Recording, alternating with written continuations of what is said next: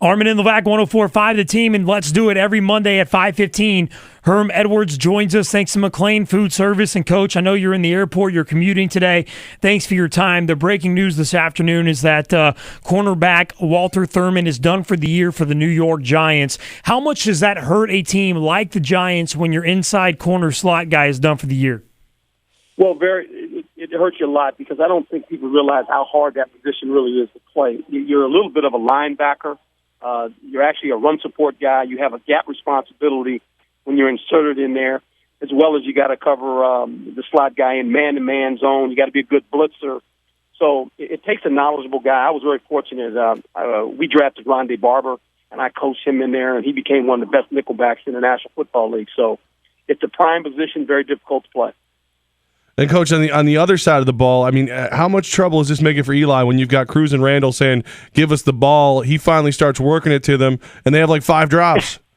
Yeah, how about that? They got 5 drops. They want the ball. I always tell receivers that, there's an old story in scouting.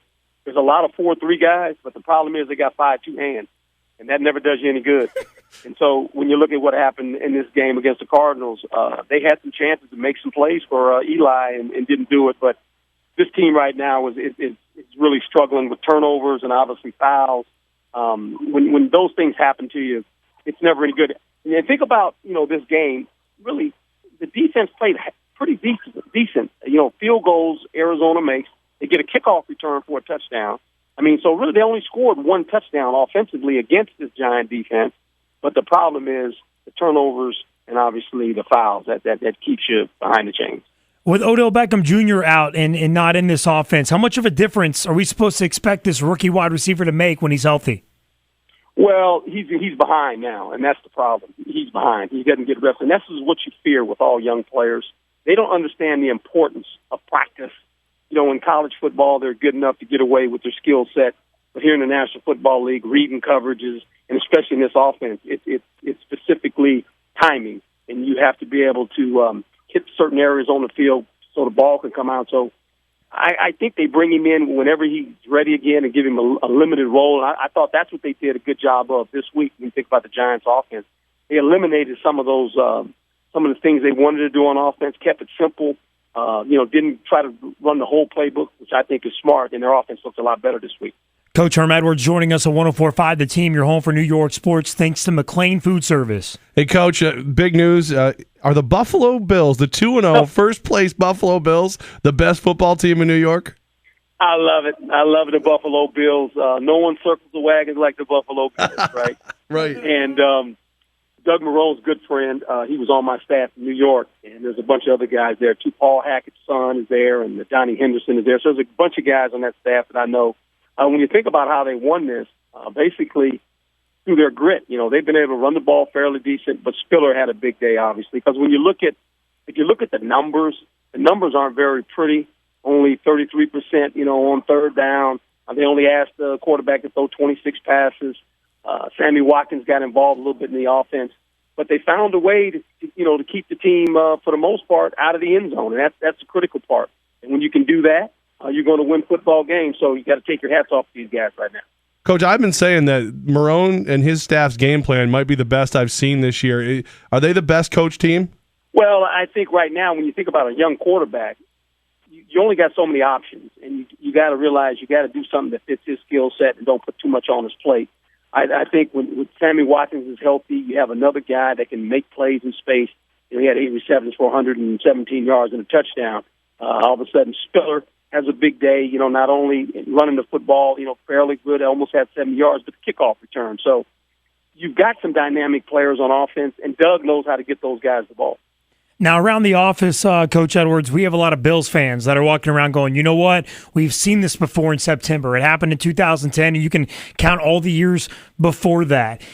Is Doug Marrone reminding this team, too, hey, look, the Bills have done this before. They've started off good in September, and then they've evened out and, had losing streaks throughout the year. What's Doug Marrone telling his team right now so we can keep them even keel? Well, knowing Doug, he's telling them one game at a time, and they haven't even played their best yet. When you think about how they won games, they've won games on just their grit, hanging around in the game. They don't look at the stats. They're not a pretty stat team, to be quite honest. Now the stat on defense is pretty nice, they don't give up a lot of points, and that's very important when you can keep teams down to 14 points or less in this league in this day and era. You're going to be in ball games, and I think what they can do well, they got an explosive players that can make big plays for you. So it can look bad for a while, but if they just keep playing, they'll win games. It's kind of like the year that I was with the Jets. We had the tag of being the Shreks. We were ugly, we played ugly, it was green, it was that, and the players kind of bought into that. So Doug was involved in that. We play ugly, guys, but we find a way to win, and it's nothing like when you win because it looks good in the win column. Speaking of ugly, Coach, Marty Morningwig calls a timeout that negates a touchdown. Have you ever had a situation like that when you were coaching where a timeout gets called and you don't even know who the heck called it? That's a new one. And Marty's an old head coach, so he probably blanked out, thought he was the head coach. And it's a shame because the Jets really played fairly well in that game and really had an opportunity to win a big game up in Green Bay. But as you know, you give the Green Bay Packers time and time, chance and chance, they come back and get you. And that was really the outcome of it because I thought, the timeout, but even before that, before the half, when they threw the pick and they were leading, and then Aaron Rodgers and those guys go about 80-something yards to score. And to me, that was a turning point, made it 16-21. And then after that, they came out the second half and basically only allowed the Jets 3 points, and they scored 15. Coach Herm Edwards with Armen and Levack on 104.5 The Team. You're home for New York sports every Monday at 5:15. Thanks to McLean Food Service. Coach, are you seeing an improved Geno Smith? You like what you're seeing in him so far this season? Yeah, I do. I think that he's playing with a lot more confidence. He understands it's his football team. And I think the key is that running game. Again, another 146 yards in rushing, 37 attempts. He was very good on third down against Green Bay, especially in the first half, 47%. That's a good number to be with. When you think about it, he turns the ball over in the wrong times. And now, maybe at that point, you shouldn't even throw a pass, being that close, kick a field goal and add some more points. And now all of a sudden, Green Bay has no life. But all of a sudden, opportunity to throw a ball, he gets hit. He kind of flobbles it in the air, get the pick, and then the momentum changes. The whole game and the momentum change. You could just see it. The fans got back involved in the game, and all of a sudden, here we go. And then, what happens is Aaron Rodgers found a way to pick at their secondary. And going in this season, we felt that the Jets would have a good front, but their problem was going to be the back end, and it showed up. Because when you think about Green Bay, they took advantage of it. Jordy Nelson, they couldn't cover him. He had over 200 yards in receptions. Coach, you played secondary, you coached it up, you've done it all. D. Milliner, he comes back, he plays. He says that his ankle got really tight as the game went on. Is there a possibility the Jets don't rush him back? Maybe they have a way to cover Jordy Nelson? Well, either that or you gotta bracket him or you gotta roll on top of him. You can't keep him out there one-on-one. The one big 80-yard play, if you look at the formation, they did a nice job. 2 tight end sets, 2 backs, one wide receiver. And basically what they did is they created a small box where basically had everybody in the box like they were going to run. Jordy Nelson's one-on-one. You got a free safety who's in the middle of the field. Basically his only job is to make sure that if they do throw the ball, make the tackle, he misses the tackle as well. So he had a lot of time, one-on-one coverage. Nelson got off the line, a little bit of a double move, a little fake out and then up. They hit him, and then the safety misses the tackle, and it becomes a big play. Coach Herm Edwards with us, thanks to McLean Food Service. And Coach, Adrian Peterson has been reinstated by the Minnesota Vikings. Is this the right move for both the Vikings and the NFL? Well, I think right now, what else are you supposed to do? Be quite honest, I think you felt like it was going to be a distraction. It was the right thing to do to deactivate him the first week. But here again, it's in the court's hands. This is about disciplining the child. Obviously, some folks will agree that it's okay because that's his child. Other folks would agree that, it might be bordering on child abuse. A child can't protect himself at 4 years old. So I think it's a sad scenario right now that we have to talk about this stuff. Adrian Peterson, it doesn't seem like he would have the intent to hurt his son. But here again, this is why we have court systems. This is why we have doctors to make sure that you don't cross the line. And right now, a lot of people felt that he crossed the line. Another part of the topic that we don't want to have to talk about, but it keeps coming up, is Ray Rice. He's appealing his indefinite suspension. If he wins this appeal and he's available this year, can you see him possibly playing in the NFL this season? Oh, I don't know that. I think you'd have to be a particular organization, and you have to be ready for the scrutiny you're going to receive, obviously. And I don't know if that's worthy of it, of you doing that, because now all of a sudden you have to answer those questions as a football team. And it'll calm down eventually. But that first week, that first barrage of questions that ownership will get, obviously the players in the locker room, all those things become a little bit of a distraction, a little bit of not so much of football, but outside of football, and that's the things you got to weigh. Does he have a case on this appeal, Coach? I mean, if you look at it, not to downplay domestic violence, but he has had the worst penalty of all domestic violence individuals that have committed it.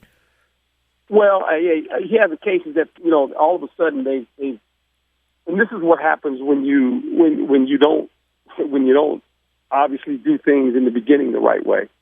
I mean, when you look at his situation. It was 2 games. Baltimore did nothing and sat there and said, okay, we'll let the league rule on this. Then we come back to find out, you know what, it's going to be 6 games because of the outbursts of the fans and everyone else that were clamoring at the doorstep. Obviously, then from there you see the tape, and now he's out of the league, and not out of the league, but he gets cut from Baltimore. So there's a lot of things in this. I mean, you got to be a lawyer to figure all this out. All I know is this. If you do the right thing in the beginning, if you do it right in the beginning, and this is why we talked about it, I said, exhaust your ability to gather information. That's your job as a leader. You do that first before you make any decision. You exhaust yourself.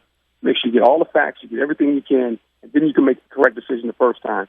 But when you mess around and don't make it the first time, and 3 other decisions have to be made, this is why Ray Rice is sitting in this situation and saying, you know what, I'm going to fight it.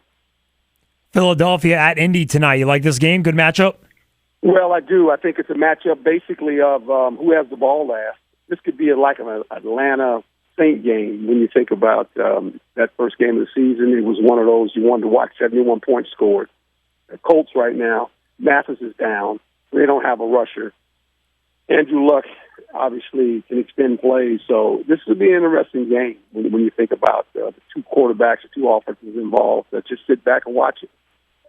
Coach Herm Edwards, you can see him on ESPN all week, be on SportsCenter and NFL Live, all the good stuff. Brought to you by McLean Food Service. He joins us every Monday at 5:15 going over the NFL games. Hey, Coach, how do you watch games on Sunday? When you're at home, you're sitting in the chair, how do you keep up with all the – because you got to know everything about every game. Do you take notes on every game? Do you have the computer in front of you? Yeah, I do. And I have TV monitors where I can just sit there, and I've got some sheets of paper, and I've kind of put them in. I look at the certain notes on what I'm looking at. I'm looking at, situation football a lot, third down, obviously turnovers, 2 minutes, obviously big plays, turnovers, all those things. I'm looking at some key things in the game that I'd like to comment on after these games are played. So that's when I'm at home. Now, when I'm in Bristol, I was in Bristol last week. Believe it or not, we sit in a room with all of us sit in this one room. There's about 35 people in there. It's, Boomer and everybody, and there's about 10 TVs in there, and you can imagine the shouting that's going on in there. I just sit in the back and laugh. I mean, they're hollering at coaches, they're hollering at players. They're talking about fantasy points. I mean, it's the craziest thing you ever seen. And at home, when you say you're sitting in front of monitors, you have several televisions at home? Yeah, That's got a awesome. couple, and then you can go to that 702 as well, and you can get like 8 games. Yeah, because they come in those little boxes, so you kind of watch them, and when you get used to it, you kind of know what you're looking at. Like I said, specific things you're watching a game. Say, well, this was a big play in this game, and it might not in the common person's eye, it might not be a big game or a big play, but in mine, like I said, to me, the big deal in the Jet game was when you're down there in the red zone and you're leading and you throw a pass and it gets intercepted, the momentum of the whole game changes. And then they go in 16-21 rather than maybe 24. It's a different score. So all these little things you look at that change the course of a football game, those are the kind of things that I like keeping up with. Beautiful. Coach Herm Edwards, thank you so much for your time this week, and we'll catch you next Monday. Okay, thank you, man.